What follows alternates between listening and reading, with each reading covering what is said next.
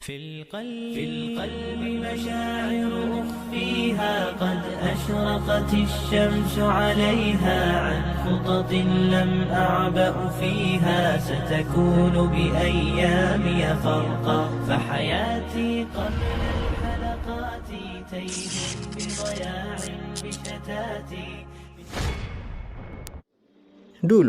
Dulu sebelum dulu, manusia menganggap bahwa dunia adalah sesuatu yang paling besar yang pernah mereka lihat.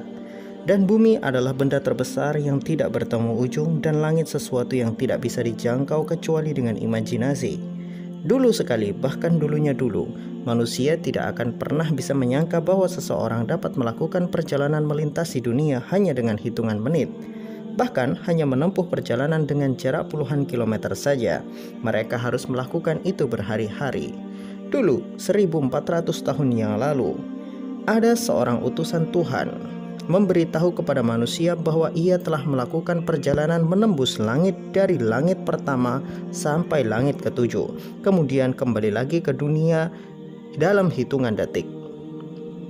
Ya, ini adalah sesuatu yang sangat luar biasa sekali. Bisa dibayangkan betapa nyinyirnya orang-orang yang menjadi musuhnya pada saat itu.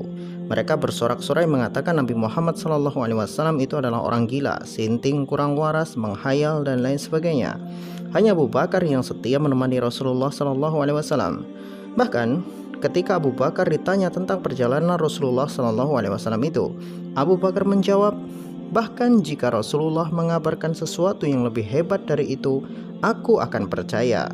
Dia adalah utusan Tuhan yang menciptakan langit. Maka sudah pasti Tuhan bisa melakukan hal yang menurut kita tidak mungkin." Pada saat itu, hanya iman yang bisa menjadi jawaban bagi kaum muslimin. Tidak ada sesuatu apapun yang bisa menjelaskan bagaimana dan dengan cara apa Rasulullah SAW naik ke langit yang paling tinggi kemudian kembali lagi dengan waktu yang sangat singkat. Bahkan menurut riwayat, tempat tidur Rasulullah SAW masih sangat hangat. Artinya perjalanan Isra dan Mi'raj itu lebih singkat dari 1 menit. Ini adalah sesuatu yang sangat luar biasa. Perjalanan bermiliar-miliar tahun cahaya tetapi dilakukan dalam hitungan detik menurut manusia selain Rasulullah SAW. Bisakah sains menjelaskan tentang hal ini? Jawabannya adalah bisa, tetapi benar atau tidaknya, ya inilah yang bisa dijelaskan oleh sains. Saya akan gunakan pendapat Albert Einstein. Kisah menarik dari seorang Einstein adalah ketika ia dianggap gila karena teori relativitasnya.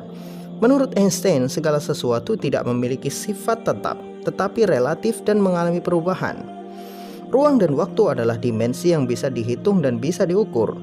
Teori relativitas terdiri dari 2 teori fisika, yaitu teori relativitas umum dan teori relativitas khusus. Teori relativitas khusus sendiri adalah teori yang menggambarkan perilaku ruang dan waktu dari perspektif pengamat yang bergerak relatif terhadap satu sama lain dan fenomena yang terkait dengan itu. Ya, mungkin ada yang bertanya mengapa Mimin yang bukan orang fisika tetapi banyak paham tentang fisika.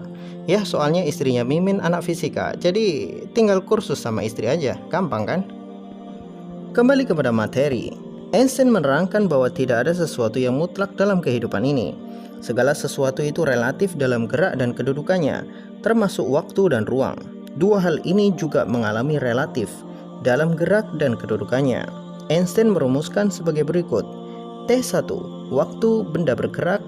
T, waktu benda diam. V, kecepatan benda. C, kecepatan cahaya. Einstein menjelaskan bahwa perbandingan nilai kecepatan suatu benda dengan kecepatan cahaya akan berpengaruh pada keadaan benda tersebut. Jika semakin dekat nilai kecepatan suatu benda dengan kecepatan cahaya, semakin besar pula efek di dalamnya.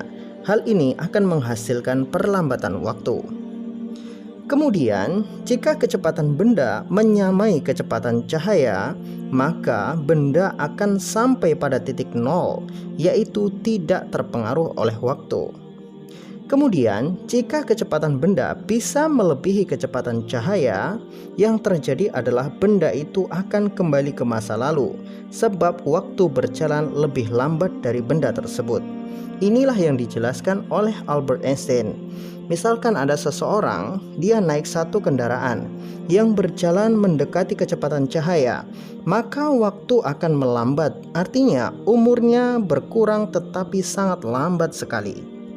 Jika kendaraan ini yang ia naiki bisa berjalan sama dengan kecepatan cahaya, maka orang yang berada di dalam benda itu umurnya tidak bertambah juga tidak berkurang, artinya 0. Dan jika orang yang ada di dalam kendaraan itu mampu bergerak melebihi cahaya, maka justru waktu mengalami minus, orang tersebut bisa menuju masa lampau. Teori ini dianggap gila pada awalnya, sama seperti teori Isra Mi'raj pun dianggap gila pada awalnya. Namun ketika bukti ditemukan, yaitu partikel muon. Ya, penjelasan tentang partikel muon ini bisa Anda baca pada pembahasan fisika. Silahkan Anda buka sendiri di internet. Pasti ada dan banyak sekali penjelasannya. Kalau saya jelaskan, ya itu akan menjadi panjang, kali lebar, kali tinggi, kali berat, dan kali mumet. Ya. Ketika bukti adanya dilatasi waktu yang terjadi pada partikel muon ini ditemukan, maka teori relativitas khusus yang dulunya dianggap sebagai satu kegilaan, kini ditempatkan pada posisi yang pantas. Dan Einstein yang dulu dianggap gila, kini dianggap sebagai manusia yang super jenius. Nah, sekarang dari teori dilatasi waktu ini, kita bisa mengambil sebuah kesimpulan. Jika Rasulullah SAW pada saat Mi'raj menaiki buraq dengan kecepatan yang sama dengan cahaya, maka umur Rasulullah SAW tidak bertambah, tapi umur di bumi dan penduduknya terus bertambah seperti pada umumnya. Ketika Rasulullah SAW melaju dengan buraq lebih cepat dari cahaya, maka minus waktu. Rasulullah SAW mundur ke belakang. Artinya waktu di bumi melambat, sehingga ketika Rasulullah SAW mengalami segala kejadian di Mi'raj, waktu di bumi tidak mengalami perubahan. Ini memungkinkan Rasulullah SAW berkelana dengan sensasi puluhan tahun perjalanan, tetapi ketika Rasulullah kembali ke bumi, ternyata perjalanan yang terasa puluhan tahun itu hanya terjadi hitungan detik di bumi. Mudahnya begini, ketika seseorang bergerak melebihi cahaya, maka waktu di sekitarnya akan berhenti. Contoh dalam film Megamind. Ya, ketika Metro Man bergerak secepat cahaya, maka semua di sekitarnya akan melambat. Ya, ini hanya sebuah contoh. Ingat, ini hanya contoh, artinya saya tidak mempercayai film ini. Ini hanya contoh. Nah, begitu juga dengan Isra Mi'raj. Perjalanan ini adalah perjalanan yang sebenarnya terjadi dengan waktu yang lama, dimulai dari Masjidil Haram ke Masjidil Aqsa, lalu naik ke langit pertama. Rasulullah SAW bertemu dengan para nabi terdahulu hingga langit ketujuh sampai ke Sidratul Muntaha. Tetapi perjalanan yang terasa lama bagi Rasulullah SAW adalah beberapa menit saja di bumi, sebab ada dilatasi waktu yang terjadi ketika Rasulullah SAW bergerak melebihi kecepatan cahaya. Bahkan kecepatan itu puluhan kali sampai ratusan kali lebih cepat dari cahaya. Wallahu a'lam. Ini hanya penjelasan secara sains. Apakah sesuai dengan kejadian aslinya atau tidak? Ya wallahu alam. Tetapi ini bisa mewakilkan jawaban dari pertanyaan orang-orang yang mengatakan Isra Mi'raj adalah mustahil. Bagi Allah Subhanahu wa taala, tidak ada yang mustahil dan tidak ada yang tidak ilmiah. Semuanya adalah ilmiah. Bahkan dilatasi waktu ini pun sudah Allah Subhanahu wa taala sebutkan di dalam surat Al-Ma'arij ayat ketiga sampai 4. Dari Allah yang memiliki tempat-tempat naik. Para malaikat dan Jibril naik menuju kepada Tuhan dalam sehari yang setara dengan 50.000 tahun.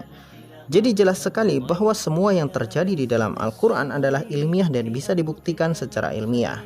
Bagi umat Islam, hari ini harusnya tidak perlu lagi meragukan kisah ini. Ingat baik-baik bahwa manusia mampu menciptakan pesawat supersonik yang mampu meluncur dengan kecepatan 2 kali kecepatan suara. Maka Allah Subhanahu wa taala mampu menciptakan buraq yang mampu meluncur ratusan kali lebih cepat daripada cahaya.